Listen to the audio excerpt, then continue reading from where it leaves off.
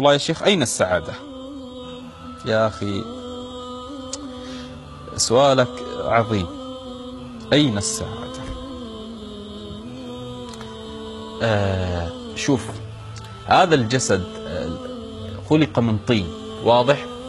فمهما نعم في الدنيا تبقى الروح فيه محبوسة، واضح؟ أنت جسدك تنتقل أوروبا، ألمانيا، أمريكا، أينما ذهبت، جسد يبقى طين حبست فيه الروح.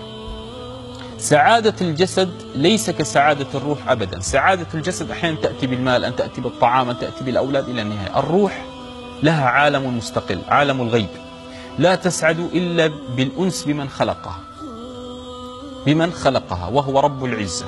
لهذا إذا اعتنيت بالجسد وأهملت الروح ترتب عليه التعقيد الذي نراه من الأمراض النفسية، كما قال ابن عثيمين رحمه الله: كلما أترف الجسد تعقدت الروح، وهذا لا شك فيه، واضح؟ لهذا حتى لا تتعقد الروح يجب عليك أن لا تهملها بسعادتها. ما سعادتها؟ الأنس بالله. لهذا انظر لروائع القرآن. قال تعالى: من عمل صالحا من ذكر أو أنثى. العجيب ما قال من رجل أو امرأة.